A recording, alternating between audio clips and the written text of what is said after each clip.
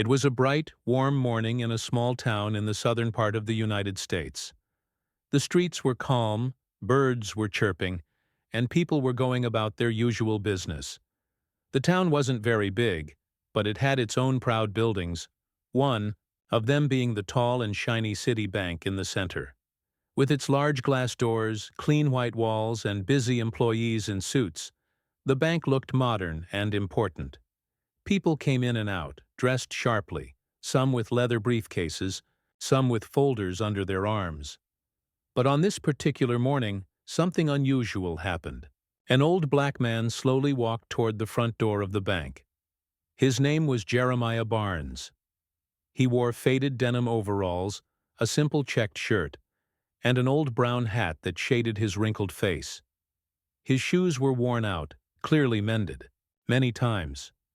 He walked with a slight limp, not because he was weak, but because years of hard labor had shaped his body. In his right hand, he carried a cloth sack, the kind farmers once used to carry seeds or tools. It looked dusty, old, and forgotten by time. As he stepped into the cool air of the bank's lobby, the sound of his boots against the polished marble floor was soft but noticeable. The young woman at the reception desk looked up from her computer. She smiled politely but didn't take him seriously. To her, he looked like someone who might be lost or confused. Maybe he was there to ask for directions, or worse, maybe he thought it was still the post office. She kept smiling, but her eyes quickly returned to the screen. Mr. Barnes approached the desk and gently said, "Good morning, miss. I'd like to speak with the bank manager." The receptionist blinked. "I'm sorry, sir. Do you have an appointment?" "No, but I reckon he'll want to see me," he replied in a calm voice. She tried to stay polite. "What's this regarding?" Jeremiah's lips curved into a small smile. He adjusted the sack on his shoulder and said softly, "I own this bank." For a moment, silence filled the air. The receptionist stared at him, unsure if she heard him right. She looked at his clothes, his sack, his old boots, and then back at his calm face. Then she gave a small laugh, the kind people give when they think someone is joking but being serious about it. "I'm sorry. Did you say you own this bank?" Jeremiah nodded. "Yes, ma'am, or soon will. I've got the papers right here, in my sack." At this point, a nearby security guard stepped closer. He had noticed the old man and now stood nearby, arms folded, watching carefully. A few customers sitting in the waiting area turned their heads. Some raised their eyebrows. A man in a suit whispered something to his friend, and they both chuckled. It seemed like a scene from a movie, or maybe a misunderstanding. The receptionist tried to stay respectful. "Sir, you mean, like, you own shares, or—" Jeremiah shook his head. "No, not just shares. I mean, I own this building, the land. It sits on, and a good piece of the company itself." More whispers began to spread across the room. Some people smiled, others looked confused. One young banker in a suit leaned toward his colleague and said, "Should someone call the manager or a nurse?" Jeremiah didn't get angry. He wasn't the kind of man to shout or argue. He simply said again, "I'd be much obliged if you could call the manager. He'll want to see these papers." Finally, the receptionist picked up the phone and dialed an extension. She spoke in a quiet voice to someone on the other end, and then said to Jeremiah, "All right, sir. If you'd like to wait a moment, someone will be down to assist you." He gave her a nod and walked over to a chair. He sat quietly, the cloth sack resting on his lap, both hands folded over it like a treasure chest. While he waited, more eyes turned toward him. A few people still smiled or giggled behind their hands, thinking he was just some old man with stories in his head. But Jeremiah didn't seem to care.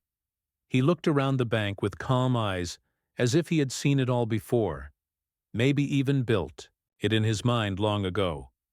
A few minutes later, a man in a dark suit walked out from the elevator. He was tall, with neatly combed hair and polished shoes. His name was Mr. Duncan, and he was the regional assistant manager.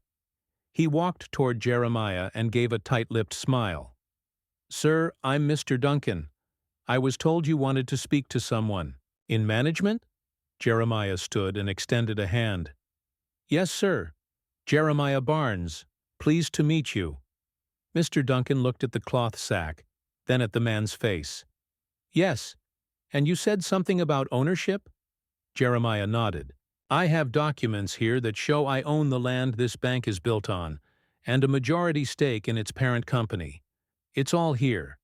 I'd like to sit down with someone who can verify the papers. Mr. Duncan tried to keep a straight face, but his eyes gave away his doubt. Still, for formality, he said, All right, Mr. Barnes, why don't you come upstairs with me? We'll take a look. As the two men walked toward the elevator, the room was thick with curiosity. One elderly woman said aloud, I don't know who he is, but that man sure walks like he knows where he's going. In the elevator there was silence. Mr. Duncan glanced at Jeremiah a few times, perhaps expecting him to mumble nonsense or backtrack. But Jeremiah stood tall, sack still in hand, with a small smile on his face. He seemed to enjoy the quiet ride, as if he'd waited a long time for it. When they reached the third floor, they entered a meeting room. A few other executives joined, mostly men in suits, some younger analysts, and an older man with glasses who introduced himself as Mr. Hughes, the bank's senior legal advisor. Jeremiah sat down, opened the cloth sack, and began pulling out papers. They weren't crumpled or dirty. They were neatly folded, placed inside plastic sleeves, and some even had gold seals. He handed over one document after another. Here's the deed to the land. Bought it in '74. Here's the trust agreement from 1981. And here's a list of stock purchases over the past 40 years made through a proxy lawyer. Names Harold Jenkins, used to live in Montgomery. You'll find the signatures match. The room went quiet. Mr. Hughes took the papers, adjusted his glasses, and began reading. A young analyst typed something into his laptop. Within minutes, his face turned pale. Sir, he said, looking at Mr. Duncan, these documents, they're legitimate. According to the public land records, Mr. Barnes does own the land beneath this building. The others leaned in. Mr. Hughes looked up slowly. He also owns a significant number of shares in our parent company, enough to make him a controlling stakeholder. One executive said under his breath, This can't be right. Jeremiah leaned back in his chair. I told y'all, I own this bank. No one laughed anymore. The room turned into a hive of activity. Phone calls were made. A video call was set up with the headquarters in Atlanta. Senior directors wanted answers.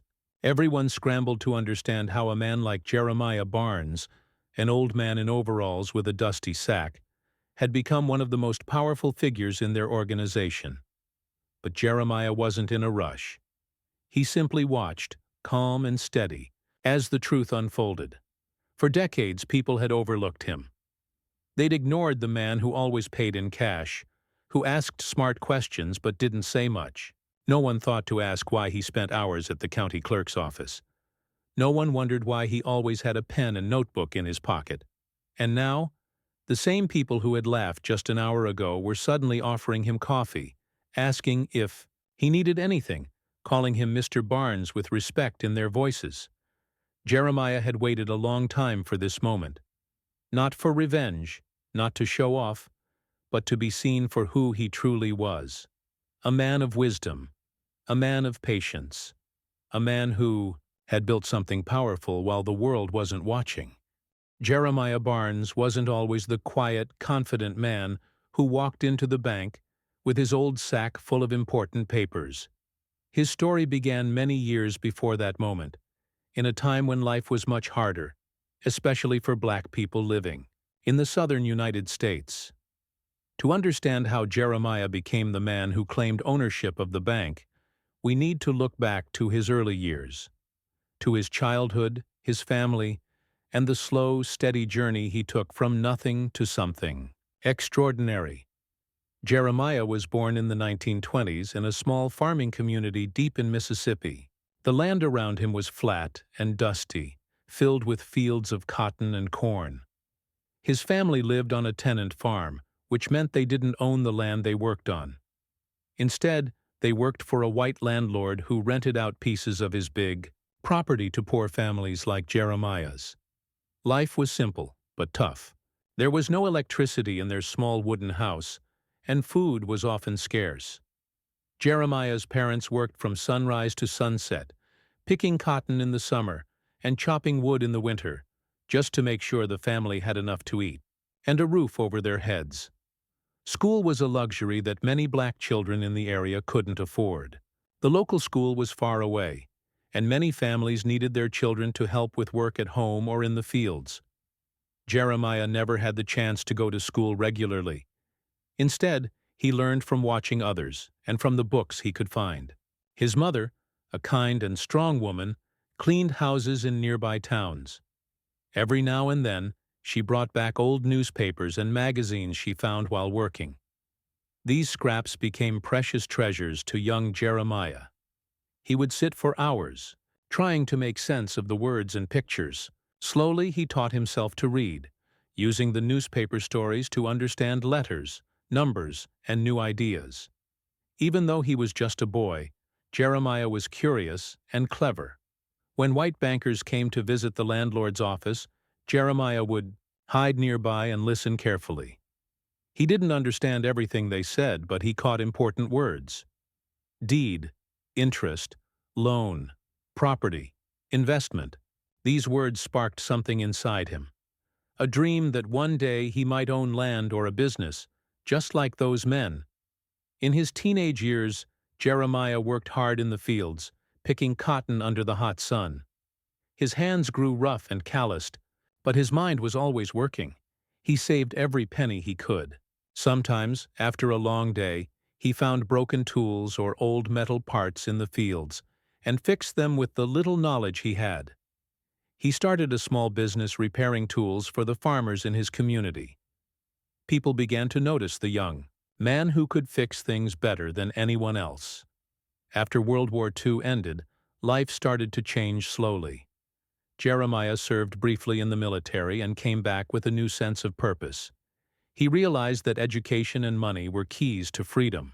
But since he hadn't had much formal schooling, he continued to teach himself, borrowing books and studying anything he could find. One important thing Jeremiah learned was about tax sales.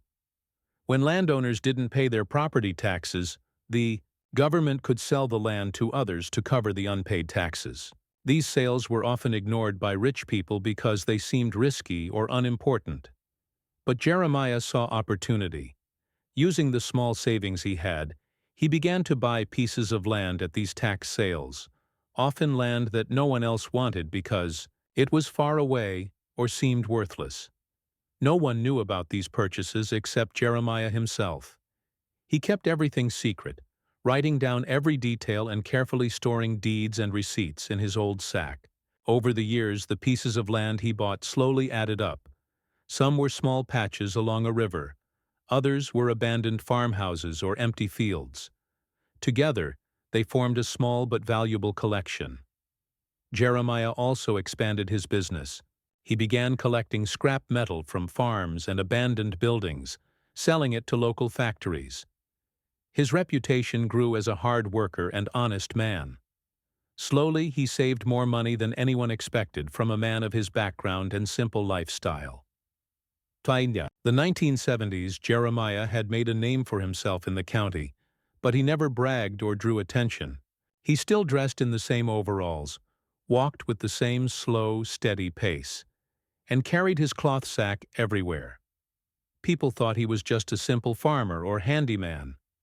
But behind that humble exterior was a man who had quietly built a fortune. One of the most important investments Jeremiah made was in the local bank itself. Many years before the moment in the bank's lobby, he had started buying shares in the bank's parent company. He did this through a trusted lawyer friend named Harold Jenkins, who handled the paperwork and meetings. By doing this quietly and slowly, Jeremiah avoided drawing attention. The bank's executives never suspected that this old man was one of their biggest investors. Jeremiah's approach to life was patient and careful. He didn't rush or take unnecessary risks. Instead, he believed in steady progress. He saved every dollar he could, made smart investments, and trusted only a few people. His cloth sack was more than just a bag. It was a symbol of his hard work, careful planning, and the secrets he carried. Over time, Jeremiah became a master of silence and observation. He knew that society often judged people by their appearance, their race, or their status. So he let others underestimate him. While people laughed at the old black man with the sack, he smiled quietly, knowing he held the real power. His story was not just about money. It was about overcoming a lifetime of obstacles. He had grown up in a world where people told him he couldn't succeed because of the color of his skin. He had faced poverty, discrimination, and doubt. But Jeremiah never gave up. He used every challenge as a lesson, every setback as a chance to learn. And so, when Jeremiah walked into that bank many years later, he wasn't just an old man with a sack. He was the product of decades of hard work, wisdom, and hope. The dusty sack contained more than just papers. It held the story of a man who had transformed his life quietly, patiently, and brilliantly. This part of his life shows how strength comes not from loud words or flashy clothes, but from steady effort, knowledge, and the belief that a better future is possible. Jeremiah's journey teaches us that no matter where you start, with determination and smart choices, you can change your story. And sometimes, the most powerful people are the ones who wait quietly until the right moment to show the world who they really are. When Jeremiah Barnes first walked into the bank with his old cloth sack full of papers, most people there couldn't believe what they were hearing. They had laughed at him. They thought he was just a simple old man, perhaps confused or dreaming. But all those smiles and whispers quickly stopped when the truth began to come out. Inside the bank's main office, the room was quiet but filled with nervous energy. The bank managers, lawyers, and a few staff gathered around the table where Jeremiah sat.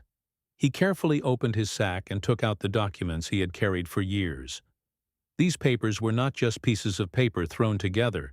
They were carefully organized, clear, and official. Some were old, yellowed with age, but still legible. Others were more recent, with stamps and signatures that meant something very important. Jeremiah laid out the land deeds first. These deeds showed that he owned the land on which the bank building stood. This was shocking. Everyone thought the bank either owned the land or had long-term rights to it. But the documents proved otherwise. The deeds were legally correct, recorded many years ago, and Jeremiah's name was on them. He had bought the land quietly at a tax sale in 1974. At that time, no one thought much about it because the land seemed unimportant, just a spot in the middle of a small town. But now, with the bank built there, the value had risen greatly. Next, Jeremiah pulled out the stock certificates. These showed he had bought shares in the bank's parent company many years ago. But he didn't buy these shares like most investors do, in large amounts at once. Instead, he had bought small amounts over a long period, always through a lawyer named Harold Jenkins. This lawyer acted as Jeremiah's proxy, handling the transactions so no one would suspect a simple old man was behind them. As the executives examined these papers, they began to realize something incredible. Jeremiah had slowly become the second largest shareholder in the bank's parent company. This gave him significant power. Shareholders vote on important decisions, such as who sits on the board of directors and whether the bank should merge with other companies. With this many shares, Jeremiah had a strong voice in those decisions. A young analyst who had been quietly checking the documents on his computer looked up with wide eyes. "This is all accurate," he said. "The land deeds match public records. The shares have been accumulating over 40 years. The dividends, money paid to shareholders, have been reinvested, increasing the value of his holdings." Everyone in the room was amazed. They had no idea that a man they barely noticed had become such a powerful figure? The executives had always assumed that important shareholders were wealthy business people from big cities, not a quiet man with a worn-out sack. Jeremiah calmly explained, "I never wanted to cause trouble. I just wanted to protect what I worked for. I trusted the lawyer to help me keep everything in order." The senior legal advisor, Mr. Hughes, adjusted his glasses and said, "This is an extraordinary situation. No one here expected it, but the law is clear. Mr. Barnes holds significant legal ownership, both of the land and the shares." This moment changed the entire mood. The laughter and disbelief disappeared. Instead, there was respect, and a little fear.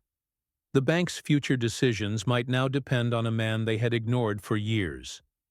Outside the meeting room, rumors began to spread. Staff whispered, "Did you hear? That old man really owns the bank." Some didn't believe it at first. Others felt embarrassed for how they had treated him. The security guard who had watched Jeremiah at the entrance nodded slowly, now seeing him in a new light. Jeremiah's calm confidence surprised many. He didn't brag or boast. He simply stated the facts and waited for the bank to decide what to do next. He had waited decades for this moment and wasn't about to rush. The bank's board of directors quickly called an emergency meeting. They had to understand the situation fully and figure out how to move forward. Lawyers from the headquarters arrived to examine the papers carefully. The bank's reputation was at stake, and they wanted to ensure everything was handled correctly. Meanwhile, the news started to leak to the community. Local newspapers caught wind of the story and wrote headlines like, "Old Man Who Was Overlooked Owns Bank," and "The Man with the Sack Who Surprised Everyone." The town was buzzing with excitement and disbelief. Some community members admired Jeremiah's quiet strength and intelligence. They saw him as a symbol of hope and patience. Others found it hard to believe that such a humble man could hold so much power. But no one could deny the truth. Jeremiah began to receive visits from people who wanted to know more about his story. Young entrepreneurs, curious reporters, and even local officials came to listen to the man who had outsmarted the system with patience and wisdom. Despite the attention, Jeremiah remained humble. He didn't change his daily routine. He still wore his old clothes, carried his sack, and greeted people with a warm smile. To him, the power he now held was a tool, not a weapon. He wanted to use it to help his community and ensure fairness. This part of Jeremiah's story shows how patience and quiet intelligence can overcome the loudest doubts. While others rushed and showed off, Jeremiah worked slowly and steadily, building a foundation no one saw coming. His ability to stay calm and focused in the face of skepticism made him unstoppable. The day the executives stopped laughing was the day they learned a valuable lesson. True power doesn't always come in fancy suits or flashy cars. Sometimes it comes wrapped in an old sack, carried by a man with wisdom earned over a lifetime of struggle and hope. Jeremiah's story reminds us all to look beyond appearances and listen carefully. There may be strength and greatness hidden where we least expect it, and sometimes those who seem quiet and ordinary are the ones who change the world in the most extraordinary ways. The moment Jeremiah Barnes revealed his ownership of the bank and its land was just the beginning of a new chapter filled with challenges and unexpected turns. After the initial shock wore off, many people wondered what he would do next. Would he sell his shares? Would he take control of the bank? Or would he let things continue as they were? The answer was far from simple, and Jeremiah's next moves surprised everyone even more than his first revelation.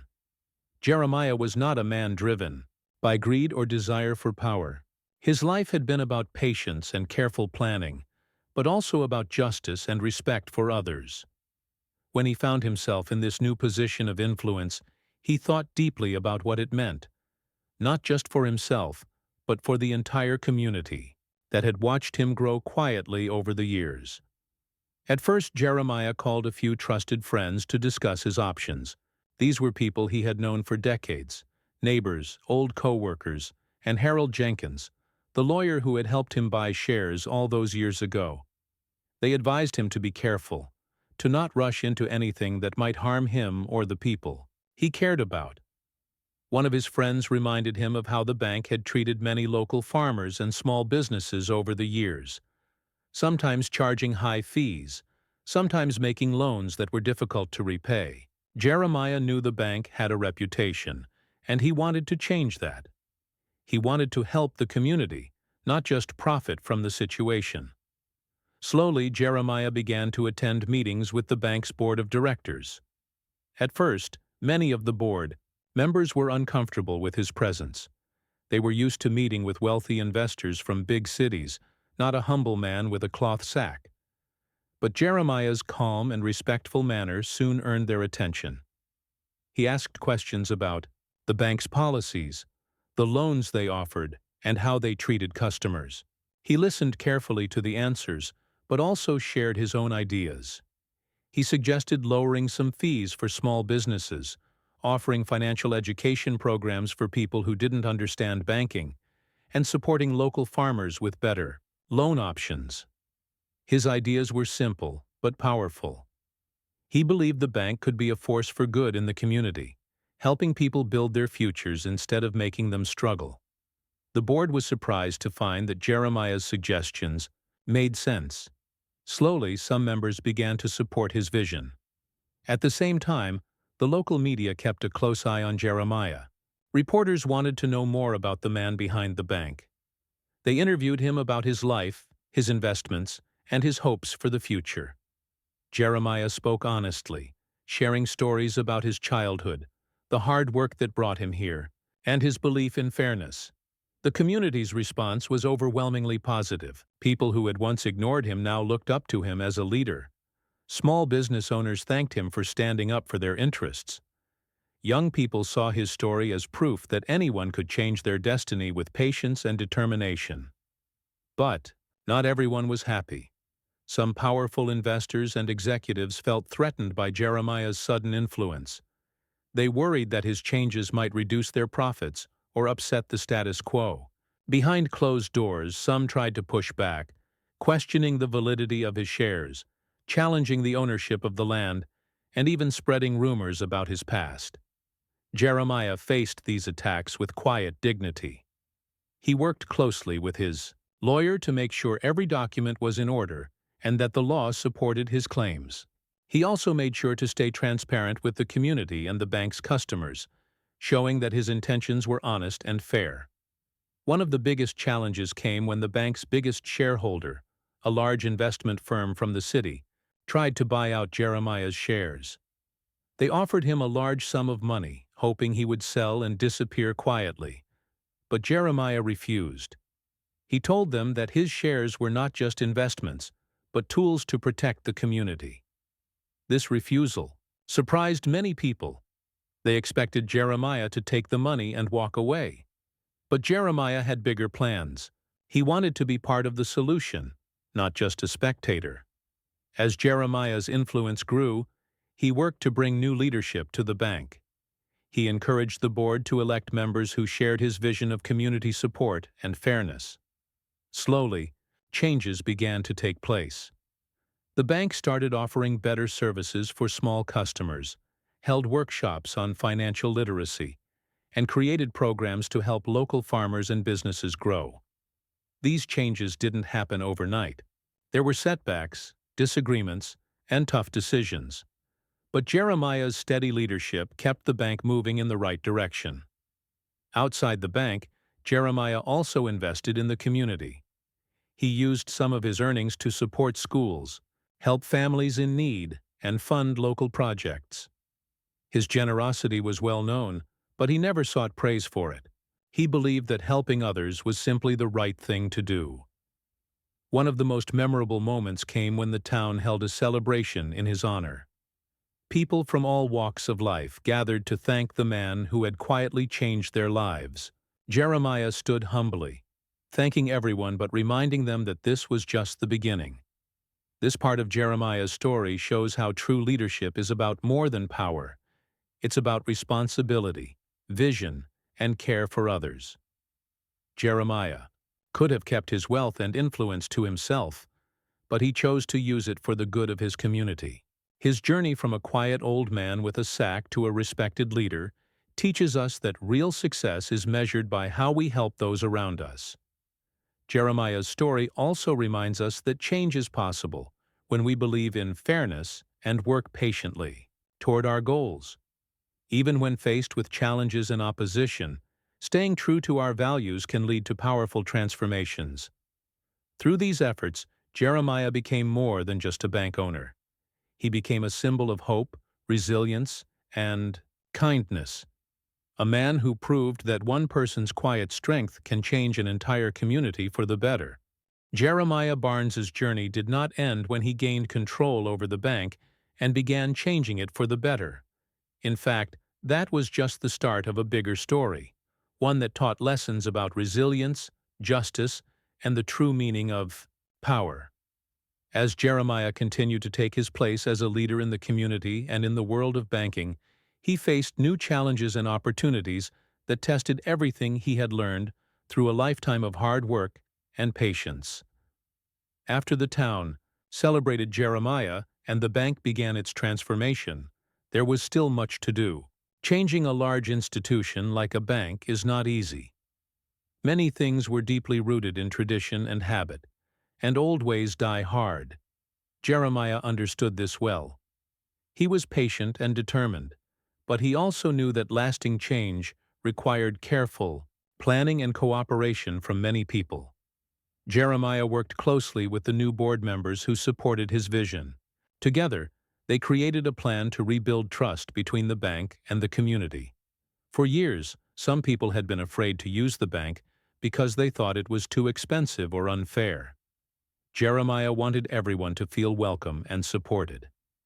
One of the first steps was to open the bank's doors wider. They started holding monthly meetings where customers could come and share their concerns, ask questions, and suggest ideas. Jeremiah personally attended many of these meetings. He listened carefully, remembering the struggles of his own childhood and the hard lessons he had learned along the way. His simple kindness and genuine interest helped people feel comfortable and respected. The bank also began offering new programs for financial education. Jeremiah believed that many people avoided banks because they did not understand how they worked. By teaching basic money skills, such as how to save, budget, and build credit, the bank helped people make smarter decisions. Local schools even invited Jeremiah to speak to students, inspiring young minds to dream big and believe in themselves. While these changes were happening inside the bank, Jeremiah's work extended beyond its walls. He invested in community projects that created jobs and improved living conditions. One of his favorite projects was supporting a small farm cooperative where local farmers shared equipment and sold their goods together. This helped farmers earn better prices and made the whole community stronger. Jeremiah also understood the importance of history and memory. He funded a local museum dedicated to telling the stories of people like himself, those who had faced hardships but never gave up. The museum became a place of pride for the town, attracting visitors and educating future generations. Despite all the good work, Jeremiah faced opposition. Some business leaders and politicians saw his growing influence as a threat. They spread rumors to try to damage his reputation and questioned his motives. Jeremiah faced these attacks calmly. He believed that truth and integrity were the strongest defenses. When a scandal involving some bank executives emerged, Jeremiah worked quickly to restore trust. He cooperated with investigators and pushed for stronger rules to prevent corruption. His leadership during this crisis showed the community that he was not just a figurehead, but a true guardian of fairness and honesty. Jeremiah's story also reached beyond his town. People from other places heard about the old man who had quietly changed a bank and a community. Invitations came for him to speak at conferences and meetings about banking, community development, and leadership. He shared his story openly, always emphasizing the values of patience, hard work, and respect. Even with all his new responsibilities and attention, Jeremiah remained humble. He still carried his old sack, not because he needed it, but because it reminded him of where he came from. The sack held his most important papers, memories, and a symbol of the journey he had taken. Jeremiah's family was proud of him, but sometimes worried about the pressures he faced. He spent time with his grandchildren, telling them stories about the past and teaching them lessons about kindness and perseverance. To Jeremiah, family was the foundation of everything, and he made sure to keep those bonds strong. In his later years, Jeremiah began to think about the future. He wanted to make sure that the bank and the community would continue to thrive long after he was gone. Together with his lawyer and trusted friends, he worked on creating a foundation to support education, small businesses, and community projects. The foundation's goal was to provide grants and resources to people with ideas and dreams but limited means. Jeremiah believed that by helping others find their path, the cycle of struggle and success would continue. Looking back on his life, Jeremiah often thought about the moments that had shaped him. The hard days in the cotton fields, the nights spent studying old newspapers by candlelight, the risk of buying land at tax sales no one else wanted. Every step had been important, every lesson learned. Jeremiah's story became a legend in the town and beyond. It was told in books, articles, and even a documentary film. But for Jeremiah, the greatest reward was seeing his community grow stronger, fairer, and more hopeful. He had started as a quiet old man with an old sack, ignored by many. But through patience, courage, and wisdom, he became a symbol of what is possible when we believe in ourselves and each other. This final part of Jeremiah's story teaches us that true success is not just about wealth or power. It is about using what we have to make a difference, to help others, and to leave the world a better place than we found it. Jeremiah Barnes showed us that sometimes the most unlikely heroes are those who quietly carry their dreams, waiting for the right moment to change everything.